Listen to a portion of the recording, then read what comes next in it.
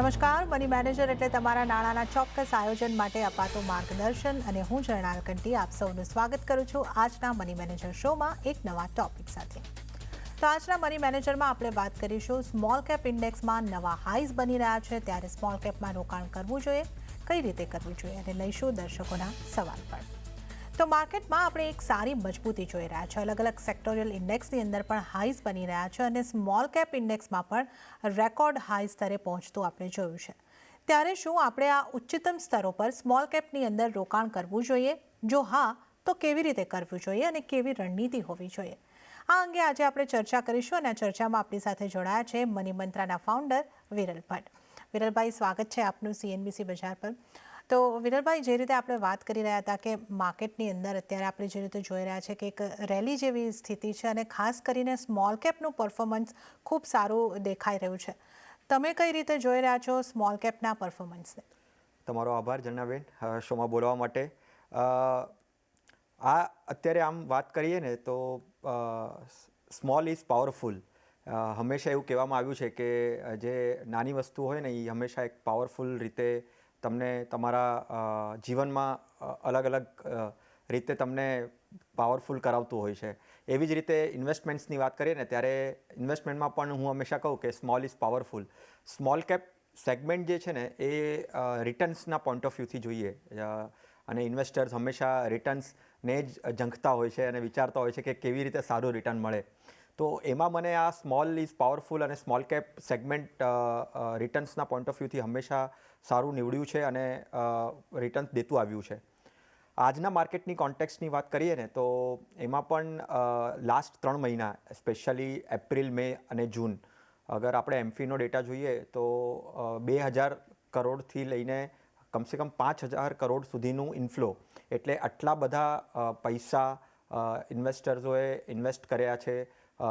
Foreign institutional ઇન્વેસ્ટર્સોએ પણ small cap સેગમેન્ટમાં investment કર્યું છે અને તમે જે રીતે કીધું કે રેલી છે, અત્યારે બુલિશ છે માર્કેટ, સારું એવું વળતર આવ્યું છે અને ઓલ ટાઈમ હાઈ કહી શકીએ, લાઈફ ટાઈમ હાઈ કહી શકીએ, એ બધામાં અત્યારે માર્કેટ ચાલી રહ્યું છે અને એમાં સ્મોલ કેપનું પોર્શન બહુ જ ઇમ્પોર્ટન્ટ છે અને સ્મોલ કેપે રિટર્ન્સના પોઈન્ટ ઓફ વ્યૂથી લાર્જ કેપ અને મિડ કેપથી વધારે રિટર્ન્સ આપ્યું છે.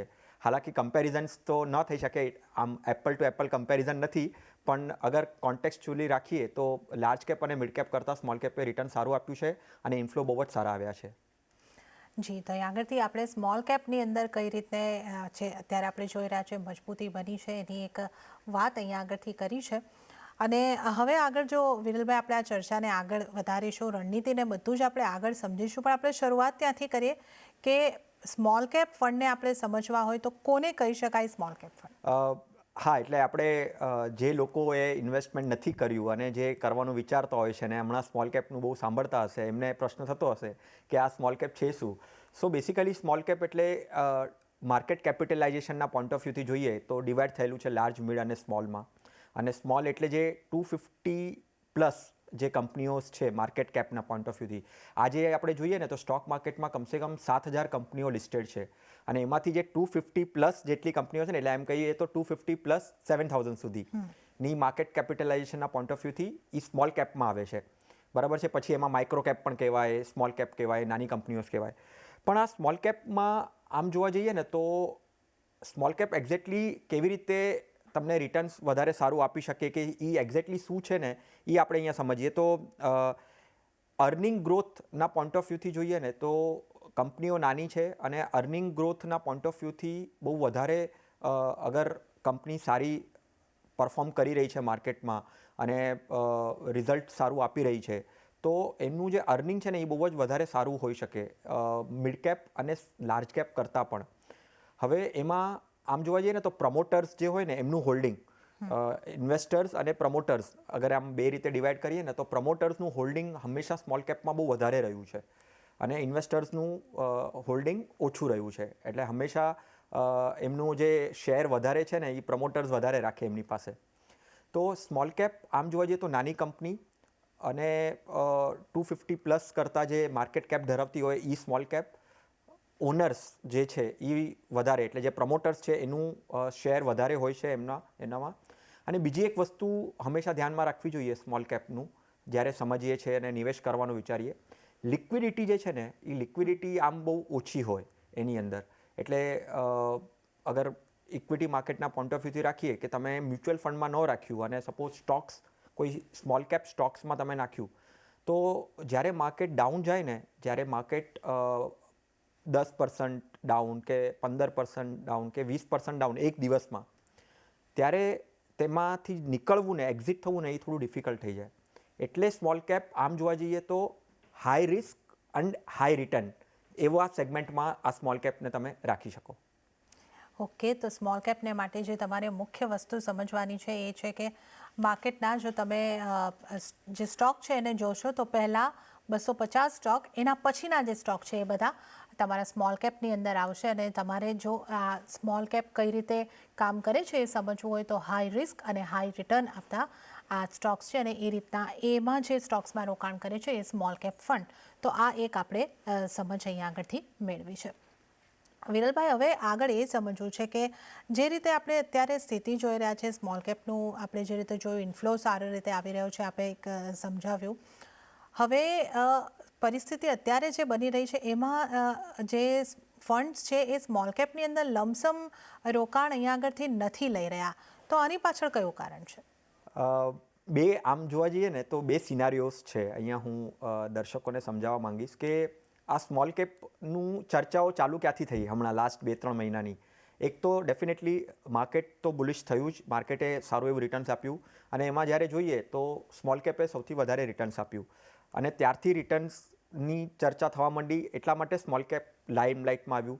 હવે સ્મોલ કેપ જ્યારે લાઇમલાઇટમાં આવ્યું ત્યારે જોવાની વાત એ છે કે સ્મોલ કેપ જે આપણે થોડી વાર પહેલાં ચર્ચા કરી કે ભાઈ લિક્વિડિટી છે ને, લિક્વિડિટી એ બહુ મોટો આસ્પેક્ટ છે આની અંદર. જ્યારે પણ સ્મોલ કેપ બહુ ઓછા ટાઈમમાં બહુ વધારે રનઅપ થઈ જાય, એટલે બહુ વધારે રિટર્ન્સ આપે અને પરફોર્મન્સ બહુ સારું દેખાય ને, ત્યારે એમાં લિક્વિડિટીનો એક ક્વેશ્ચન આવી જાય. અને એક કોન્સેપ્ટ છે ફ્રી ફ્લો કોન્સેપ્ટ કરીને છે માર્કેટમાં. એ ફ્રી ફ્લો કોન્સેપ્ટમાં જ્યારે સ્મોલ કેપની રેલી બહુ વધારે થઈ જાય ને, ત્યારે એ ફ્રી ફ્લો ફ્લોટિંગ માર્કેટ કેપિટલાઇઝેશનમાં સપ્લાય જ્યારે જે મળવું જોઈએ, એટલે ઇઝીલી તમને જ્યારે સ્મોલ કેપ સ્ટોક્સ મળવા જોઈએ, તમે એ જે પ્રાઇસ પર તમને લેવું છે એ પ્રાઇસ ડિસ્કવરી થવી જોઈએ, એ બધી વસ્તુ છે ને એ સ્મોલ કેપમાં બહુ જલ્દીથી ન થાય. એટલે તમને જે પ્રાઇઝમાં લેવું હોય એ પ્રાઇઝમાં તમને મળે નહીં, કારણ કે બહુ ઓછા સમયમાં બહુ વધારે શૂટઅપ થઈ ગયું હોય, એટલે બહુ વધારે રિટર્ન્સ આવી ગયું હોય એમાં. એટલે એમાં જે ફ્રી ફ્લો છે ઇઝીલી જ્યારે તમને મળવું જોઈએ, જે પ્રાઇઝમાં તમને મળવું જોઈએ એ તમને મળે નહીં. અને બીજી એક વસ્તુ છે કે લિક્વિડિટી એક હંમેશા કન્સર્ન રહી છે સ્મોલ કેપ સાથે. તો ફંડ મેનેજરને છે ને આ બધા ચેલેન્જીસ આવતા હોય છે. એટલે ફંડ મેનેજર શું નક્કી કરે કે ભાઈ લાસ્ટ 3 મહિનામાં જેવી રીતે આપણે વાત કરી કે 2000 કરોડથી લઈને 5000 કરોડ સુધીનું ઇન્ફ્લો અગર આવ્યો છે, જે બહુ જ વધારે છે.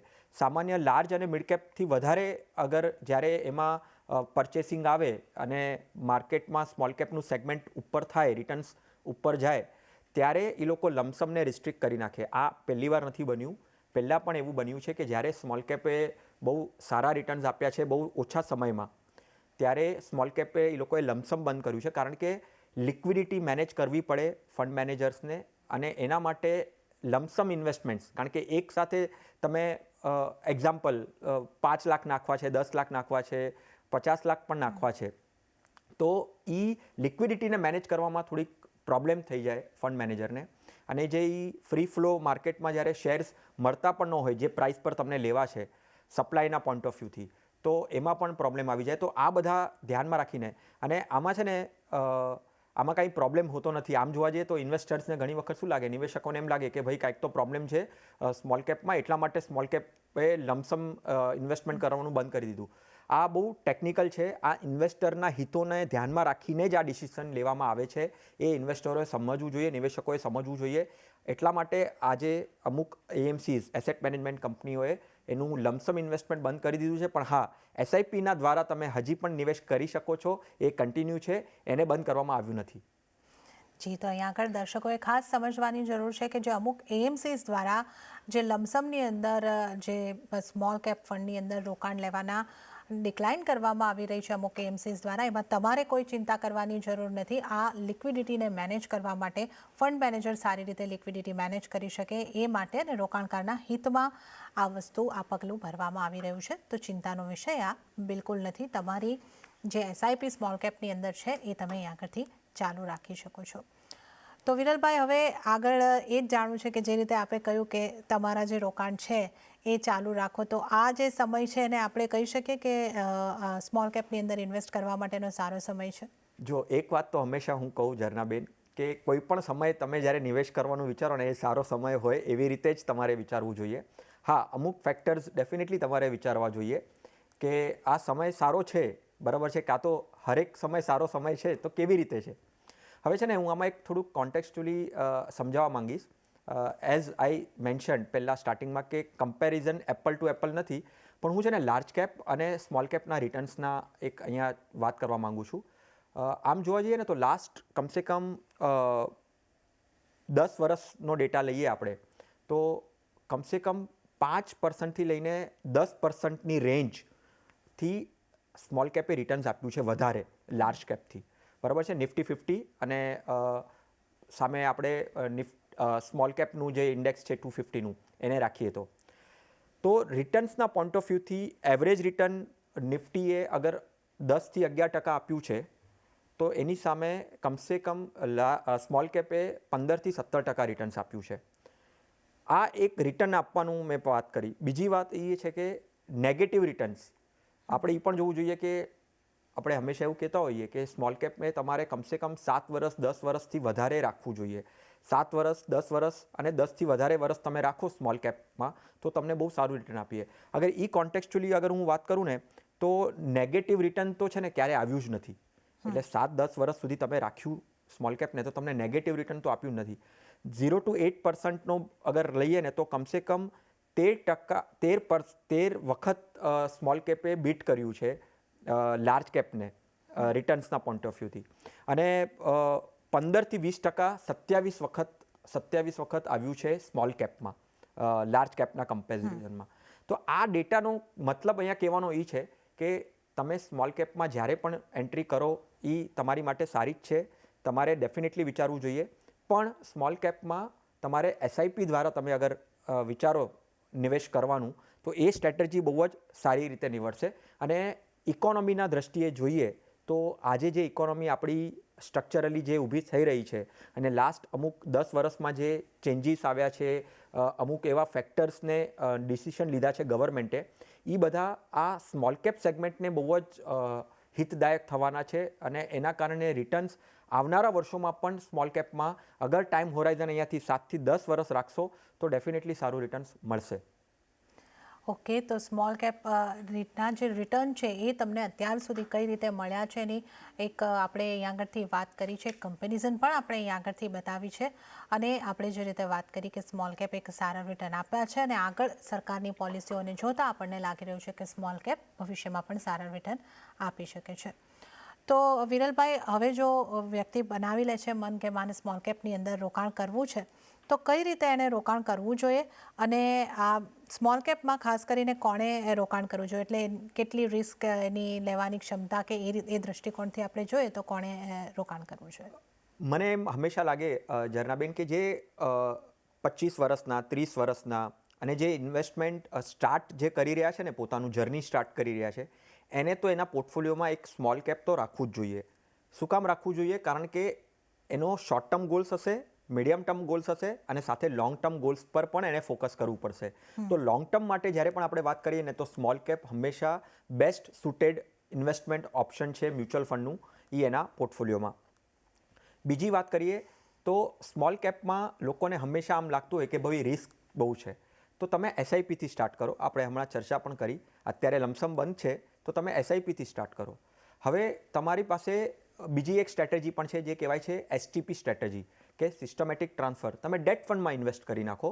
માર્કેટ તમને વધારે લાગે છે, બહુ વધારે ભાગી ગયું છે, રિટર્ન્સ બહુ વધારે આવી ગયા છે અને હું તો અહીંયાથી 5 વર્ષ 7 વર્ષ 10 વર્ષ જોઈ રહ્યો છું, તો એની માટે તમે એસટીપી કરો. અત્યારે તમે ડેટ ફંડમાં લમસમ છે પૈસા ડેટ ફંડમાં નાખી દો અને એમાંથી ધીરે ધીરે કરીને તમે સ્મોલ કેપમાં ટ્રાન્સફર કરો. આ જે 3 વસ્તુઓ જે છે ને એ તમારે જોવું જોઈએ. તમે યંગ એજના છો, 25, 30, 35, 40 યર્સના રેન્જ બેન્ડમાં છો તો તમારે સ્મોલ કેપ રાખવું જ જોઈએ. એસઆઈપી દ્વારા તમે કરી શકો અને એક એસટીપી દ્વારા તમે સ્મોલ કેપમાં એન્ટ્રી લઈ શકો. ઓકે, તો સ્મોલ કેપની અંદર રોકાણ તમારે કઈ રીતે કરવાના રહેશે એની પણ વાત કરી છે. તમે યંગ એજમાં છો તો તમારા લોંગ ટર્મ ગોલ માટે તમે એસઆઈપીની અંદર રોકાણ કરી શકો છો. એસઆઈપીના તમારા સ્મોલ કેપના જે રોકાણ છે એને અહીંયા આગળથી ચાલુ રાખો અને તમે એક જે સિસ્ટમેટિક ટ્રાન્સફર પ્લાન છે એનો પણ તમે ઉપયોગ કરીને આ રોકાણ કરી શકો છો. તો આ રીતે તમે સ્મોલ કેપની અંદર રોકાણ કરીને એનો મહત્તમ ફાયદો મેળવી શકો એ અંગે આપણે આ ખાસ ચર્ચા કરી છે. એના સાથે હાલ મની મેનેજરની અંદર સમય થઈ રહ્યો છે એક નાનકડો બ્રેક લેવાનો. એ લઈશું નાનકડો બ્રેક અને બ્રેક બાદ આપણે દર્શકોના સવાલ સાથે આ શોમાં આગળ વધીશું.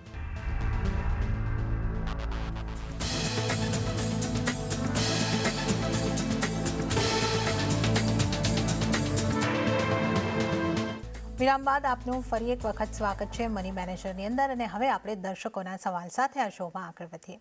તો પહેલો જે સવાલ આવ્યો છે ભરતભાઈ પટેલનો આવ્યો છે યુએઈથી. એમણે લખ્યું છે કે હું 5 વર્ષથી યુએઈની અંદર કામ કરું છું. શું મારે ભારતની અંદર રિટર્ન ફાઇલ કરવું ફરજિયાત છે? એમણે આગળ એ પણ જણાવ્યું છે કે આવતા વર્ષે તેઓ નિવૃત્ત થઈને ભારત પાછા ફરશે અને એમણે પૂછ્યું છે કે મારું એનઆરઈ અકાઉન્ટ જે છે એ કેટલા વખત માટે ચાલુ રહી શકે. જી વિરલભાઈ, અમને શું સલાહ આપીશું? ભરતભાઈને જો આમ તો ડેફિનેટલી રિટર્ન ફાઇલ કરવું જોઈએ, પણ એમાં છે ને 2 કન્ડિશન છે. એક તો તમારી કોઈ ઇન્કમ જનરેટ થતી હોય તો તમે લાયેબલ છો કે તમારે રિટર્ન ભરવાનું છે, તમારા ઇન્ડિયામાં રિટર્ન એને ફાઇલ કરવાનું છે. અને બીજી એક છે કે 2-2.5 લાખથી વધારે તમારી એકાઉન્ટમાં ઇન્કમ વધી જતી હોય તો ડેફિનેટલી તમારે વિધાઉટ એની સેકન્ડ થોટ તમારે રિટર્ન ફાઇલિંગ કરવું જોઈએ. તો ટૂંકમાં આન્સર હા, ડેફિનેટલી તમારે રિટર્ન ફાઇલ કરવું જોઈએ. હવે બીજી વાત એ છે કે આમ જોવા જઈએ તો એમ કહે છે કે ભાઈ મારું એનઆરઈ એકાઉન્ટ છે, નિવૃત્ત થવાના છે અને પછી ઇન્ડિયામાં આવવાના છે. તો એક અહીંયા છે ને એક ફેમા જે છે જે આ બધું રેગ્યુલેટરી ધ્યાન રાખે છે એમનું કહેવું છે કે તમે જ્યારે ઇન્ડિયામાં આવી ગયા તો 3 મહિનાનો સમય છે. 3 મહિનાના સમયની અંદર તમારે તમારું જે એકાઉન્ટ છે એનઆરઈ એકાઉન્ટ એ તમારે બંધ કરવું પડશે અને પછી જે તમારું રેસિડેન્ટ ઇન્ડિવિજ્યુઅલ સ્ટેટસ જે થઈ ગયું છે એમાં તમારે તમારું આ એકાઉન્ટને ટ્રાન્સફર કરીને એનઆરઈમાંથી બહાર આવીને 3 મહિનાનો સમય છે. અગર તમે 3 મહિના સુધી તમે ન કર્યું અને ટાઈમ એક્સટેન્ડ થઈ ગયો 3 મહિનાથી વધારે તો તમને પેનલ્ટી થઈ શકે છે. એ વાતનું તમારે ધ્યાન રાખવું પડશે. ઓકે, તો વિરલભાઈ એટલે અહીંયા આ 3 મહિનાનો સમય આપવામાં આવે છે એટલે એ ત્યાર પછી એનઆરઆઈ નહીં ગણાય અને ભારતના નાગરિક ગણાશે એ અહીંયા આવી જાય? યસ, એક વખત ભારતમાં આવી ગયા રેસિડેન્ટ ઇન્ડિવિજ્યુઅલ, કારણ કે છે ને આમાં એક ડેઝનું એક લિમિટેશન્સ છે કે તમે એનઆરઆઈ ક્યારેક કહેવાઓ, તમે આટલા દિવસ ભારતમાં હો અને એની પછી એનાથી વધારે દિવસો તમે અગર બહારની કન્ટ્રીમાં હો તો you classified as an NRI. બરાબર છે. તો હવે જ્યારે એક વખત ઇન્ડિયામાં આવી ગયા અને ઇન્ડિયામાં સેટલ થઈ ગયા અને પાછા જવાના નથી તો એ રેસિડેન્ટ ઇન્ડિવિજ્યુઅલના તરીકે ઇન્ડિયાના સિટીઝન્સ બની જશે પાછા. ઓકે, તો ભરતભાઈને માટે જે અહીંયા આગળથી સલાહ બની રહી છે, તમારો પહેલો જે પ્રશ્ન છે કે તમારે રિટર્ન ઇન્ડિયાની અંદર ફાઇલ કરવું કે નહીં, તો હા, તમારે માટે હિતાવ છે આ રિટર્નને ફાઇલ કરવું. અને જો ભારતની તમારી આવક 2.5 લાખ રૂપિયાની ઉપર છે તો તમારે ચોક્કસ કરવું જોઈએ. અને જ્યારે તમે રિટાયરમેન્ટ પછી અહીંયા આગળ આવી જાઓ છો તમે પહેલા દિવસથી જ ભારતના નાગરિક ગણાશો અને તમારી પાસે 3 મહિનાનો જે સમય છે એની અંદર તમારે તમારા એનઆરઈ અકાઉન્ટને જે છે એ બદલવાનું રહેશે કે બંધ કરવાનું રહેશે, નહીંતર આ ફેમાનું ઉલ્લંઘન થઈ શકે છે. તો આ વાતનો ખાસ ખ્યાલ રાખો. બીજો જે સવાલ આવ્યો છે એના તરફ હવે આપણે આગળ વધીએ. જે આવ્યો છે મુકેશ દેહનિયાનો. એમણે લખ્યું છે કે મારે ₹2 લાખનું રોકાણ કરવું છે. આ રોકાણ ક્યાં કરી શકાય અને આમાંથી સ્ટોકમાં કેટલું રોકાણ કરી શકાય? વિરલભાઈ, આપને કઈ સલાહ રહેશે? મુકેશભાઈને આમ જોવા જઈએ ને તો પ્રશ્ન બહુ સિમ્પલ એમણે આમ પૂછ્યો છે, પણ આમાં બહુ બધું વિચારવું જોઈએ મુકેશભાઈએ. આમાં છે ને મુકેશભાઈએ એમ પૂછ્યું નથી કે કયા ગોલ માટે એ વિચારે છે. તો તમારું પહેલાં તો ગોલ ડિફાઇન હોવો જોઈએ. તમારું લક્ષ્ય શું છે, આ શેના માટે તમારે ઇન્વેસ્ટમેન્ટ કરવું છે, બરાબર છે. હવે આમાંથી અગર હું સમજું, કારણ કે એમણે કીધું છે કે સ્ટોક્સમાં કરી શકાય કે નહીં, તો સ્ટોક કરતાં હું અહીંયા એમ સમજીને ચાલું છું બેન કે કદાચ એમણે હજી સુધી ઇન્વેસ્ટમેન્ટ કેપિટલ માર્કેટ્સમાં નથી કર્યું. તો મારી સલાહ એમને એમ રહેશે કે પહેલાં તો તમે મ્યુચ્યુઅલ ફંડથી તમે શરૂઆત કરો. સ્ટોક્સમાં ઇન્વેસ્ટમેન્ટ કરવું સારું છે, ખરાબ નથી. શું તમારો ગોલ જે છે જે તમે અહીંયા ડિફાઇન કર્યો નથી અને તમારો ગોલ સપોઝ માની લો કે લોંગ ટર્મ ગોલ છે 7 વર્ષ 10 વર્ષ કે 10થી વધારે, તો તમે ડેફિનેટલી સ્ટોક્સમાં તો નિવેશ કરી જ શકો, બરાબર છે. પણ તમારો ટાઈમ અગર ઓછો હશે, માની લો કદાચ 3 વર્ષ હશે કે 5 વર્ષ હશે, તો સ્ટોક્સ કરતાં તમે પહેલાં મ્યુચ્યુઅલ ફંડમાં નાખો અને મ્યુચ્યુઅલ ફંડથી તમે 2 લાખને તમે ડિવાઈડ કરી શકો છો. 1 થી 1.5 લાખ તમે ડેટ ફંડ્સમાં નાખી શકો છો અને 1 થી 1.5 લાખ તમે અગર તમારે ઇક્વિટીમાં નાખવું છે તો રિટર્ન્સના પોઈન્ટ ઓફ વ્યૂથી તમે એમાં નાખી શકો છો. તો પહેલાં તો તમે ગોલ ડિફાઇન કરો, તમારો ટાઈમ ટેન્યોર ડિફાઇન કરો અને પછી તમે નક્કી કરો કે તમારો ટાઈમ અગર લોંગ ટર્મ છે તો ડેફિનેટલી તમે સ્ટોક્સમાં જઈ શકો છો. અગર તમારો ટાઈમ શોર્ટ છે, 3 વર્ષથી 5 વર્ષની આસપાસનો છે, તો તમે મ્યુચ્યુઅલ ફંડમાં રોકાણ કરો. ઓકે, તો મુકેશભાઈ માટે અહીંયા આગળથી જે સલાહ બની રહી છે એ છે, અને મુકેશભાઈ માટે જ નહીં, તમામ દર્શકોને અહીંયા ફરીથી એક વખત યાદ કરાવી દઈએ કે જ્યારે તમારા સવાલ મોકલો છો એટલા માટે જ અમે કહીએ છીએ કે તમારી ઉંમર અને તમારા ધ્યેય પણ અમને જણાવો, તો અમે તમને સારી રીતે હેલ્પ કરી શકીશું તમારી જે નાણાકીય સમસ્યા છે એનું સમાધાન લાવવા માટે. કારણ કે સમયગાળા ઉપર આધારિત હોય છે તમારા રોકાણ તમારે ક્યાં કરવાના રહેશે અને કઈ પ્રોડક્ટ તમારે પસંદ કરવાની રહેશે.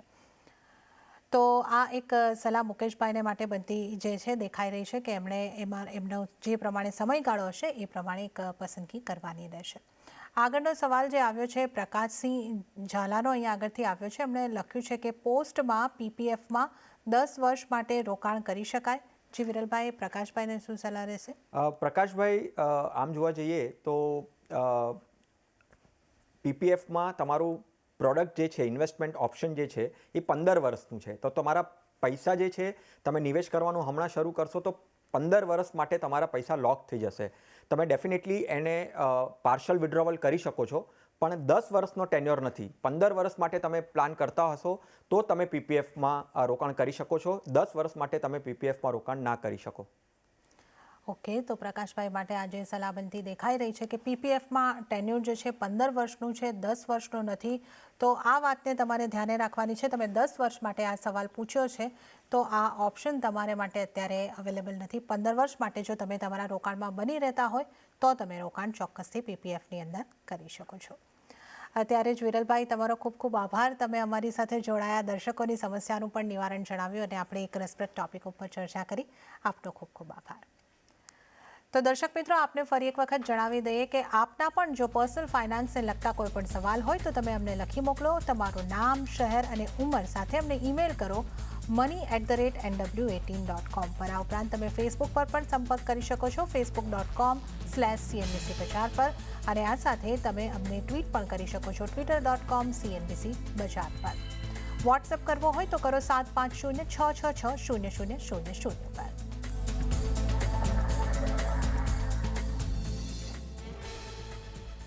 તો આ સાથે જ મની મેનેજરના એપિસોડની અંદર હાલ પૂરતું આટલું જ. હાલ મને પણ આપશો રજા. વધુ અપડેટ્સ અને સમાચારો માટે આપ જોતા રહો CNBC બજાર. નમસ્કાર.